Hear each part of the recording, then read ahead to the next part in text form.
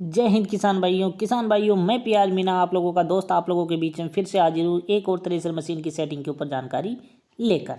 किसान भाइयों, thresher machine की सेटिंग के ऊपर अपन बातचीत करें उससे पहले मैं पीआर मीना आप लोगों का दोस्त आप लोगों का स्वागत करता हूँ आप लोगों के अपने यूट्यूब चैनल राजस्थान फायदे का सौदा के ऊपर, जहाँ पे आपको थ्रेसर मशीन से संबंधित संपूर्ण जानकारी तो मिलती है, साथ में अन्य कृषि यंत्रों से संबंधित जानकारी भी आपको यहाँ पे देखने को मिलती है। साथियों, अगर आप हमारे यूट्यूब चैनल के ऊपर नए हैं और अभी तक आपने हमारे यूट्यूब चैनल को सब्सक्राइब नहीं किया है तो सब्सक्राइब जरूर कर लें, बेल आइकन को भी दबा लें और वीडियो को लाइक भी कर दें। किसान भाइयों, आज की जो हमारी वीडियो रहेगी वो रहेगी थ्रेसर मशीन के झूले की सेटिंग के ऊपर। और झूले के अंदर जो ऊपर वाली जाली होती है उसके ऊपर जो माल इकट्ठा हो जाता है ना बहुत सारा, जैसे आप यहाँ पे देख सकते हैं ये माल बहुत सारा इकट्ठा हो रहा है। यहाँ पे आप देखिए, मैं अभी डिटेल में बात करूंगा आगे।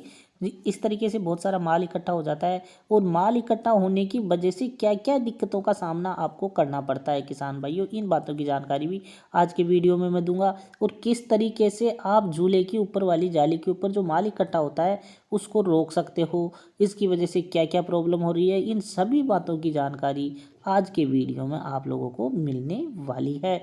बस आप लोग वीडियो को पूरा देख लेना, अंत तक देख लेना। आपकी जो थ्रेसर मशीन की छोटी मोटी समस्याएं तो सिर्फ हमारा वीडियो देखने से ही समाप्त हो जाती है। अगर मैं सही बोल रहा हूँ तो वीडियो को लाइक कर देना और एक बढ़िया सा कमेंट भी आप हमें कमेंट बॉक्स में करके बता देना किसान भाइयों। तो किसान भाइयों, अब बात करते हैं अपन झूले की सेटिंग के बारे में। और झूले की सेटिंग अगर सही ना हो तो क्या क्या समस्याएं होती है इनके ऊपर भी बात करते हैं। तो करें अब स्टार्ट आज की वीडियो को। तो फिर थोड़ी डिटेल में अपन बात कर लेते हैं, क्योंकि बहुत से किसान भाई जो पहली बार जिन्होंने थ्रेसर मशीन खरीदी है वो जानते नहीं है कि झूला कहाँ पे होता है। तो उनको बता दूं किसान भाइयों, यहाँ पे जो आपको एक सापट सी नज़र आ रही है, यहाँ से यहाँ तक ये सापट है अंदर की तरफ, और यहाँ पे जो नीचे की तरफ यहाँ पे जहाँ पे कचरा निकलता है इसके अंदर 3 जालियाँ लगी हुई रहती है, जैसे कि मैं आपको दिखा देता हूँ। यहाँ पे जो आपको ये नज़र आ रहा है इसको झूला बोलते हैं। जो ये जालियाँ लगी हुई है ना अंदर की तरफ, यहाँ पे इसमें 3 जाली लगी हुई रहती है नीचे की तरफ, इसको झूला बोलते हैं। ठीक है, अब झूले की जो ऊपर वाली जाली है ना ये वाली, इसका सारा खेल होता है झूले के ऊपर जो माल इकट्ठा होता है उसका, जैसे कि आप यहाँ पे देख सकते हो किसान भाइयों। ये झूले का अंदर का सीन है जो आप यहाँ पे देख रहे हैं। ये ऊपर वाली जाली है, ये जो भूसा उठाने वाले डबल फैन है वो फैन है, और ये ऊपर वाला जाल आपको यहाँ पे नज़र आ रहा है।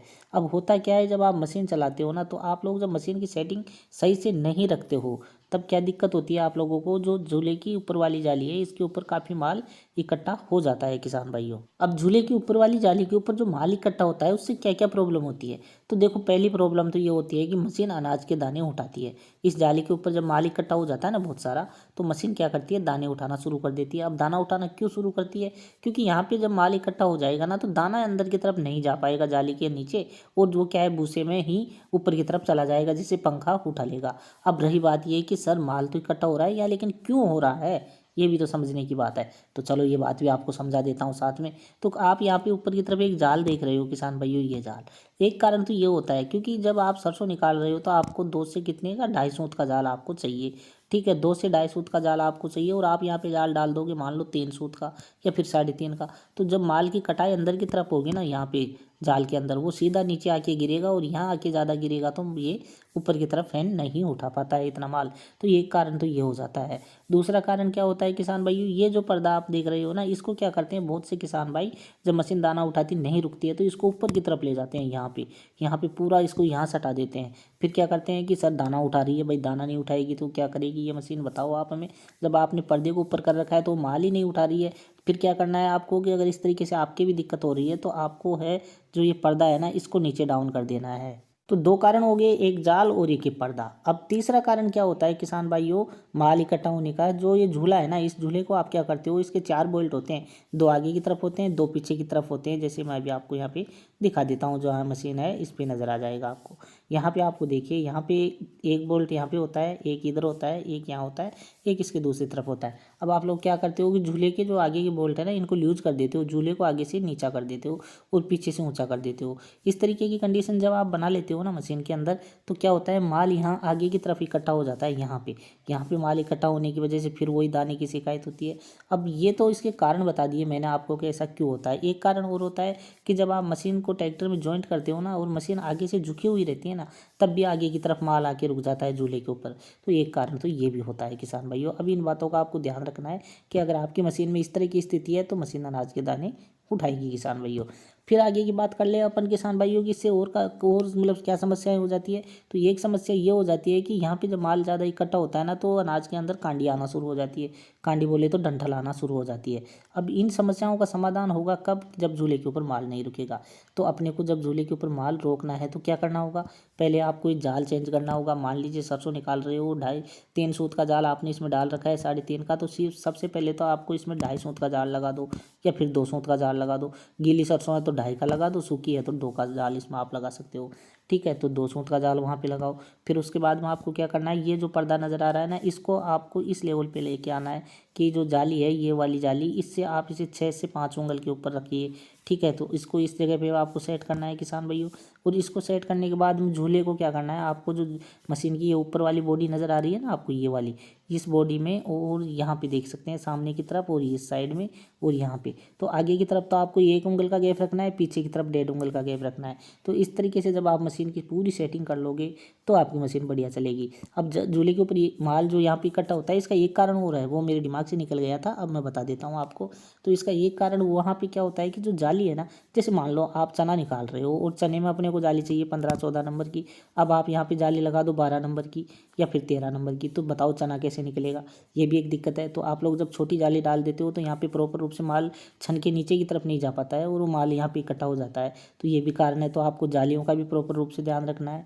मैंने ऐसे तो सेटिंग से संबंधित संपूर्ण वीडियो बना के डाल रखे हैं, और उन वीडियो को अगर अभी तक आपने नहीं देखा है तो उनका लिंक आपको नीचे डिस्क्रिप्शन में मिल जाएगा, वहाँ से जाके आप उन वीडियो को देख सकते हैं और अपनी मशीन की सेटिंग कर सकते हैं। जो गैप की बात मैं कर रहा था, वो गैप आपको यहाँ पे नज़र आ भी रहा होगा। देखिए आप, जो बॉडी है और जो जाल ही है, इसके बीच का गैप, इन्होंने ये गैप है ठीक तरीके से कर लिया है। तो अब इसकी मशीन एकदम बढ़िया तरीके से चल। किसान भाइयों, अगर आपके भी मशीन में किसी प्रकार की कोई दिक्कत हो तो आप हमारे जो नंबर स्क्रीन पर दिए गए हैं, इन नंबरों पर कॉल करके अपनी मशीन की सेटिंग बहुत ही जल्दी करवा सकते हैं और बहुत ही बेहतरीन तरीके से करवा सकते हैं। वीडियो कॉल के माध्यम से आपकी मशीन की संपूर्ण सेटिंग हो जाएगी किसान भाइयों। जाल के बारे में अपन अगले वीडियो में बात करेंगे। इस वीडियो में तो बस झूले के बारे में ही अपने को बात करनी थी। झूले में जब माल काफ़ी इकट्ठा हो जाता है ना, तो पीछे की तरफ माल भी आने लग जाता है। जैसे यहाँ पे आप देख सकते हो, इस तरीके से पीछे की तरफ माल आना शुरू हो जाता है। जैसे यहाँ पे आप दिख रहे हो, ये चने के जो डंठल है वो आके रुके हुए हैं किसान भाइयों। यहाँ पे देखिए, ये माल भी बढ़िया निकाल रही है मशीन, इसकी पूरी सेटिंग करवा दी थी। लेकिन किसान भाई ने क्या है, जो झूले की सेटिंग है वो सही तरीके से नहीं की थी, तो पीछे माल अभी आ रहा है। इसको भी अपन अभी सही करवा देंगे किसान भाइयों। किसान भाइयों, अगर आप लोगों को थ्रेसर मशीन की किसी भी पार्ट्स की आवश्यकता है, जैसे कि आप देख रहे थे अभी यहाँ पे ये सामने की पोलियाँ है, ये पोलियाँ की आवश्यकता है, या फिर आप लोगों को थ्रेसर मशीन खरीदनी हो नई, या फिर आपके क्षेत्र के जो डीलर के हैं उनके नंबर आपको लेने हैं, तो मैं इन सब का जो लिंक है नीचे डिस्क्रिप्शन में डाल दूंगा। अतः आप वहाँ पे जाके इंडिया मार्ट नाम की एक साइट है, उसका लिंक आपको नीचे मिल जाएगा। उस पर जाके आप अपने क्षेत्र के जो डीलर है, जैसे विश्वकर्मा थ्रेसर मशीन है, उसके डीलर के आपको नंबर लेने हैं, या फिर आपको अन्य जाला थ्रेसर है या फिर अन्य कोई भी थ्रेसर है जिसका नंबर आपको चाहिए, तो उस लिंक पे जाके आप क्लिक कर लेना और सीधे जो कंपनी मालिक है उनसे बातचीत आप वहाँ से कर सकते हो किसान भाइयों। तो किसान भाइयों, आज के वीडियो की जो जानकारी थी आप लोगों को कैसी लगी, कमेंट बॉक्स में कमेंट करके ज़रूर बताना। और अगर आपकी थ्रेसर मशीन में किसी भी प्रकार की कोई भी प्रॉब्लम हो तो हमें कमेंट बॉक्स में कमेंट करके बताएं, और अपन अगला वीडियो कौन सी सेटिंग के ऊपर लाएं ये भी आप लोग हमें बताएं, जिससे आप लोगों के लिए अपन बेहतरीन तरीके से वीडियो बना सके और आप लोगों को अच्छी तरीके से समझा सके। तो किसान भाइयों, फिर मिलते हैं अगले वीडियो में एक और ऐसी जानकारी के साथ, एक और ऐसे वीडियो में। तब तक आप हमें दीजिए आज्ञा। जय हिंद किसान भाई।